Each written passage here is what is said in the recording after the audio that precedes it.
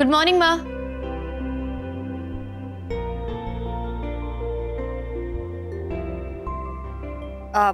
Danny कह रहा था कि आपको नाश्ते में ओट्स पसंद है, मैंने आपके लिए बनाए हैं।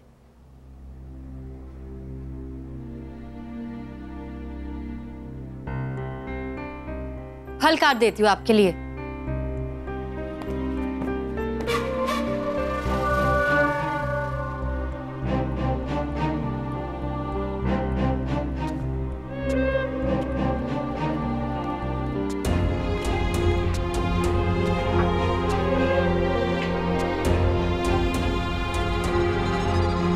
खूबसूरत तो हो, मासूम सा चेहरा, भोली सी मुस्कान और सुराहेदार गर्दन। इसलिए तो एक बार नहीं 2-2 बार सरस को अपने जाल में फंसा लिया। ये आप क्या कह रही हैं? बस बस, अब ये प्यार मोहब्बत की दुहाई मत देने लग जाना। ये इश्क पे इश्क मैंने भी बहुत किया है। जैसा बाप वैसा बेटा, दिल की सुनने वाला। लुट गया। तुम्हारी उम्र में मैं भी ऐसा ही ऊंचा उड़ना चाहती थी, रत्न नगरी से लेके दुबई तक।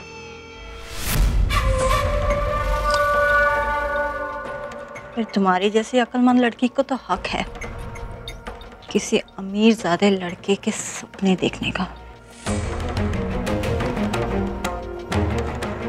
ऐसा कर लीजिए।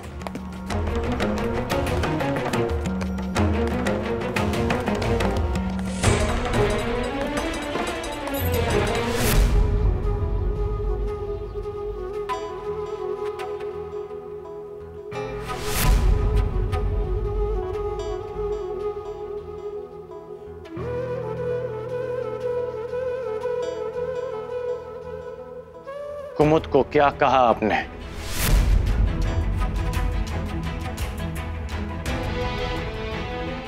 कुछ नहीं सरस। कुमुद को क्या कहा आपने?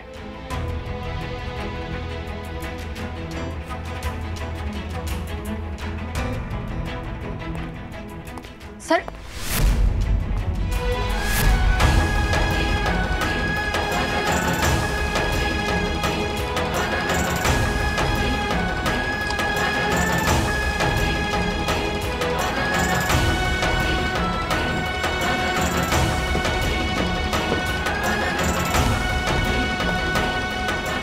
मेरी सास मेरी तारीफ कर रही है।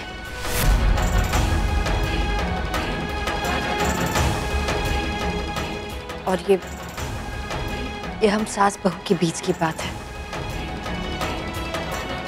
हम तुम्हें नहीं बताएंगे।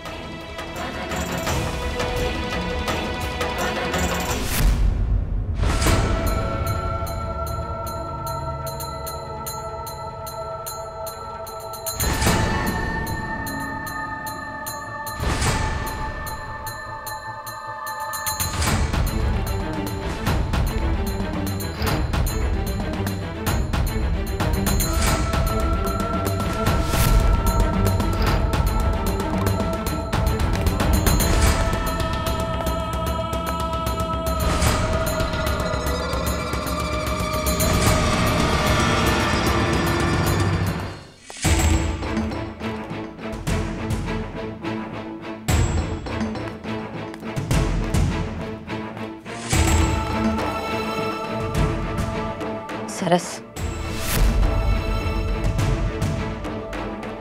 मैं जानता हूं कि तुम मुझसे बात छुपा रही हो, मगर किसी की ज्यादती नहीं सहेंगे हम।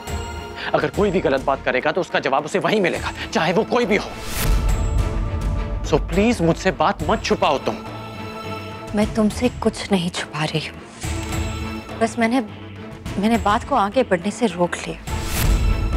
और सरस, हर रिश्ते को समय देना पड़ता है, उसे सींचना पड़ता है। कौन सा रिश्ता? जब वो मेरी कोई नहीं लगती तो तुम्हारी कौन है वो? पर तुम मुझे तो जानते हो ना सरस, मैं हर रिश्ते का लिहाज करती हूँ, पर उसे अपनी कमजोरी बनने का मौका नहीं देती। मैं संभाल लूंगी। सुनो, बस एक बात का ध्यान रखना है, मेरी कुमुद का दिल नहीं दुखना चाहिए।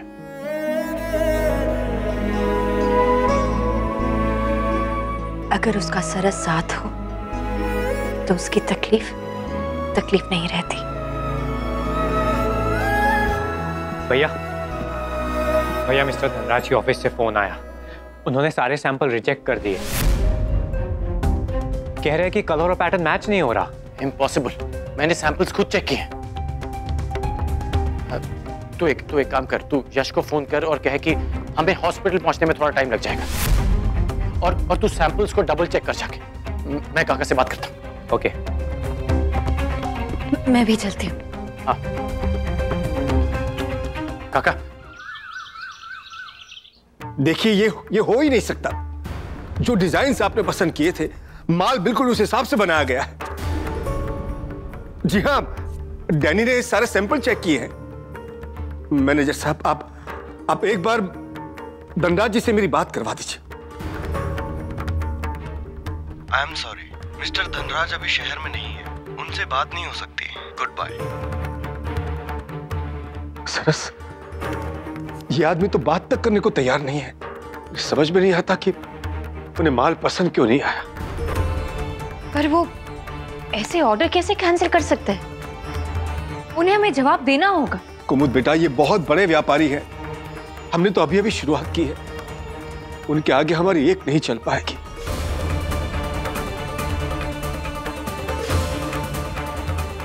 ये तो बहुत बड़ा लॉस हो जाएगा। हम तो वर्कर्स को भी पेमेंट नहीं कर पाएंगे, और अगर उन्हें पेमेंट नहीं मिली तो वो बाकी के ऑर्डर्स पे भी काम नहीं करेंगे। बहुत उम्मीदें थी हमें इस ऑर्डर से। अब तो लगता है कि छोटे ऑर्डर्स भी समय पर पूरे नहीं कर पाएंगे।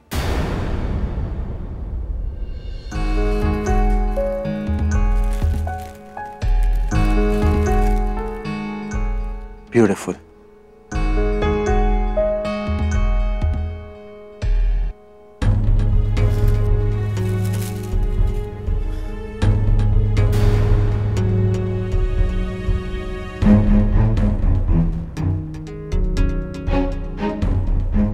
ये हाथ की कारीगरी है ना?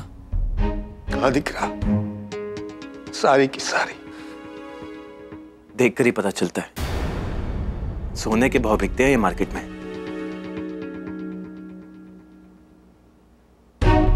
तुम्हें इतनी सारी जानकारी?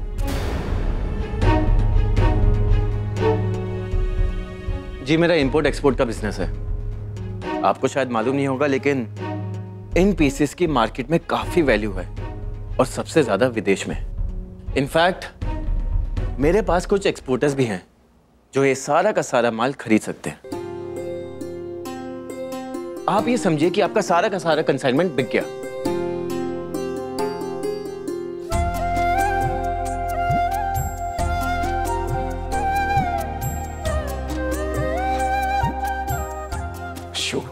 जी, अगर ऐसी क्वालिटी कंट्रोल रेट में बिके ना, तो कोई दो बार सोचेगा भी नहीं।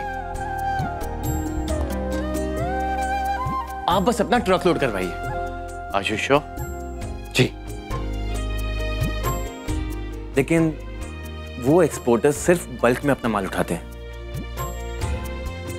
आपको लगता है कि अगर आपको मैं एडवांस दिलवा दूं तो ये सारा का सारा कंसाइनमेंट आप टाइम पे पहुंचा देंगे?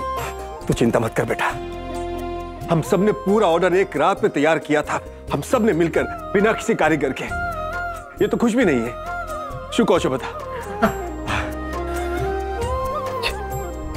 गुड़िया, कल मुझे लगा था कि इसे मैं घर पे लाया हूं, लेकिन इसे तो भगवान ने हमारे घर भेजा है। बेटा, आज इस मुसीबत से तूने हमें बचाया है। अगर मेरा नंदू होता ना, तो वो भी तेरी पीठ थपथपाता।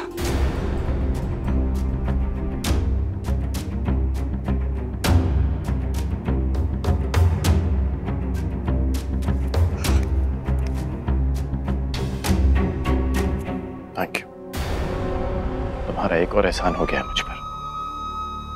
हाँ, लेकिन ये भी आपके डैड को ठीक नहीं कर पाएगा। तो अभी भी बहुत कर्जा है मुझ पे। देखो, मैं ये तो नहीं जानता कि तुम ये कर्जा कब उतार पाओगे, और मैं इतना जरूर जानता हूं कि तुम जानबूझकर किसी को चोट नहीं पहुंचा सकते।